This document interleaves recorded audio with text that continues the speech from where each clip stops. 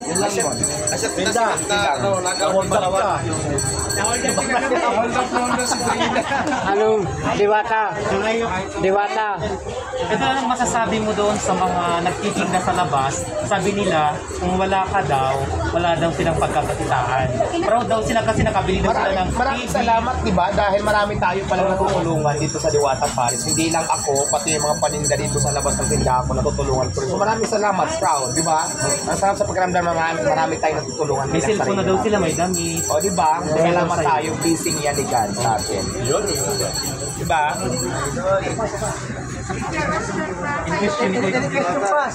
Nakakatulog ka pa daw. Actually, 2 oras, 3 oras na rin tulog. Pero siyempre kailangan din natin magpahinga minsan. Kaya nga minsan, pag magpahinga ako, hindi ako nagpapapicture, hindi ako nagpa-interview, nagtatago ako. Kasi siyempre, di ba, kailangan din natin ipahinga katawan natin dahil di ba, tao lang naman tayo, napapagod din tayo. Kaya minsan, itindihin nyo din ako kasi hindi lang naman vlogger yung hinaharap ko, hindi lang naman picture ang iniintindi ko din talaga yung business natin, yung talagang dapat ito. Kasi naman talaga ako businessman ako, businesswoman ako. Diwata. Ay wala akong pakialam sa mga basher kaya kasi unang-una, wala naman yung maitulong sa akin na mabuti. Ayan, tama, Diwata. Hindi ko naman sila kilala para maipustuhan ako. Hindi naman lang ako kilala talaga. So wala Audience na lang tayo. Pag basher kami dyan, di ba po? Wala. Parehas kami ni Madam Diwata, napakaraming baser. Nasa Batang Quiapo na. Normal sa taong may basher. Artista ka man, politiko ka man, negosyante ka man, kahit ordinaryong tao ka lang, marami kang may mga basher. Kaya normal yan.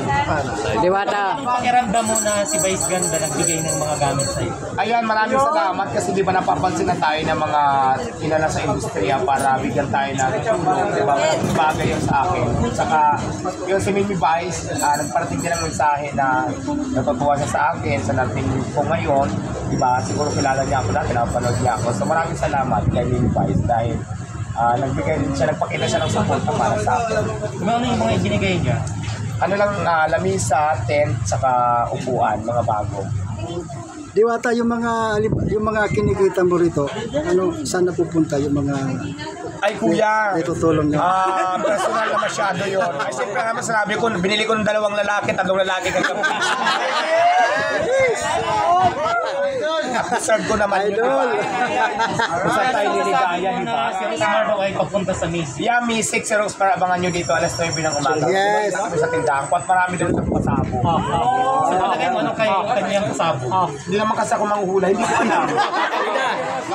Custom bakit Baka Batang may Quiapo? mga libintador, basta pero hindi, abangan natin yung mga pasabo. Custom Batang Quiapo kailan pupunta? Yung iba kumakain na dito sa akin. Picture muna.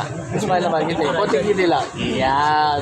Tapos Diwata, pwede maka-extra pamigay ng tao sa Batang Quiapo. Ano na? Pwede ako maka-extra mamigay ng tao sa Batang Quiapo. Ay, hindi po akong producer, doon ka magkano.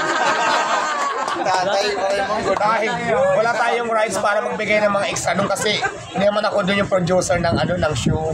Hindi, si Tatay Jimmy naman. Siguro si Coco Martin yung kausapin mo doon. Si Mama lahat. Saan po? Saan sasama? Sa TV. Manonood lang po kami. Ay, hindi po kasi ako allowed para magsama ng mga tao. Oo, hindi ako allowed. Siguro yung mga yung mga coordinator doon ang dapat yung kausapin, hindi ako. Kasi wala tayong karapatan dyan para magsama. Ayan guys, tinanong natin kay Madam Diwata. So, ngayon, Mabuhay si Idol Diwata. ayan si Madam Diwata. Talaga napakalayo ni Tatay Jimmy. Pumunta lang ko dito para kumain ng kanyang Paris Overload. Pang-4 na beses na po ito. Alam mo, yung buhay ko lang sa ngayon, may konting difference na din. Kasi di ba dati kung hindi ko nabibili yung gusto ko ngayon, pag may gusto ako, nabibili ko na. So yun, kung dati ako ang tinutulungan ng ibang friend ko, ngayon ako naman yung nakakatulong sa mga kaibigan. Yan ang pinagkaiba noon sa ngayon. tama yung ginawa mo. Tinanggal ko. Alin pa?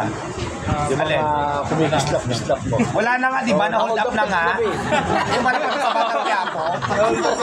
Kaya pala wala ka na. Wala, na-hold up na. Binugbog siya eh. Ayan si Diwata, dati binugbog pero ngayon dinudumo. Yung mga kwentas ko wala na po. Ayan. Akin. Hold up. Bata, isang isa. 1, 2, 3. Panoorin nyo sa Batang Quiapo. Na-hold up yan. Si Madam Diwata ay nasa Batang Quiapo na. Makulit kasi, alas ng alas. Panoorin nyo si Diwata sa Batang Quiapo. Ayan. Hold up siya doon. Alam mo, wala naman masama mag-alahas kasi deserve natin yan kasi pinahirapan natin yun eh. Alam mo ba? Kaya nga tayo bumili ng alahas kasi gusto natin ma-experience para isuot. Pero kung pagbabawalan natin yung bawat isa na bumili sila ng sarili ng pera para isuot nila para sa sarili nila, hindi bawal yun, masama yun. Masama yun sa paningin ng mata ng maingitera. Pero sa sarili natin, hindi yan masama. Yan, Kaya tama tayo yung bumili ng kay isang Diwata. bagay. For example, bumili tayo ng gamit. Kaya tayo bumili kasi para gamitin natin, hindi para ipagyabang. Kaya dyan Kung na, nayayabangan kayo sa paningin, nasa inyo na yung Ingit lang yun, makikita kayo. ingit. Ganun lang yun, di ba? kaya Diwata sa iyo ako. Galing ako ng Samar, pumunta ako, bumalik ako ulit dito para kumain. Makarang araw, nakita ka nagtitinda ng taho, niluloko mo naman ako. Galing ako. Ilang araw na po yun.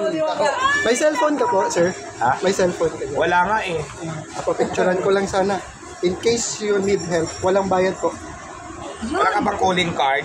Wala ako, ako na lang ngayon. Nasa Ako yan po ko ang eh. magiging abogado mo, libre po. Talaga, sige, kailangan. Abogado na. Yan. Diwata! Diwata! Siya po yung Diwata! magiging abogado ng Diwata. Diwata! Diwata! Ayan. Si Diwata ay may abogado na. Services po.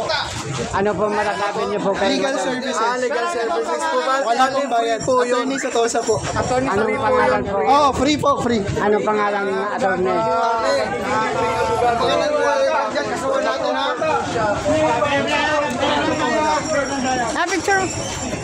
Ayan po.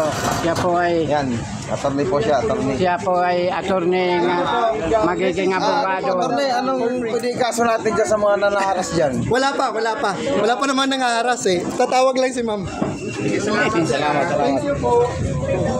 Ayan po si Madam Diwata. Siya po ay may nag-offer na attorney. May abogado na po si Madam Diwata. Ayan. Pa-shout out. Sige, ano siya natin? Hello po sa mga taga Pip-Pub. Pip-Pub. Pip-Pub. Hello, shout out po sa mga taga Pip-Pub. Shout out and mabuhay kayong lahat dyan. Salamat. Thank you. Ano masasabi mo, idol, na mayroong abogado Ayan, na nag-o-offer sa'yo? Ma'am. Ang libre. Ma'am. Maraming salamat, diba? Kasi maraming tao talaga na makikita natin na nagpapakita ng suporta sa atin. So magagamit natin yan sa oras na mga kailangan natin sila, diba? So maraming salamat dahil maraming tao na nakikita ko talaga iba't ibang klase na profesyon na pinapakita nila talaga yung suporta na willing silang tulungan ako kung may problema ako. So maraming salamat. Nagpapasalamat ako kay God kasi maraming tao na inutusan niya para tulungan ako. Grabe, mahal na mahal ka nila, So babae. yun, maraming salamat. Ayan, si Diwata talagang grabe. Ang mga Paki-shoutout yung Danny Padilla ko. Dani Padilla Clothes daw, shout out. Flores, salamat. Madam pa set out po Tatay Jimmy magtataho. Tatay Jamie Makatao, shout out. Magtataho. Ay, magtataho pala. Mahal na idol Diwata, pwede po pa-request? Diwata. Pwede po pa-request sa lang po, para sa picture. Akin ako yan. Akala ko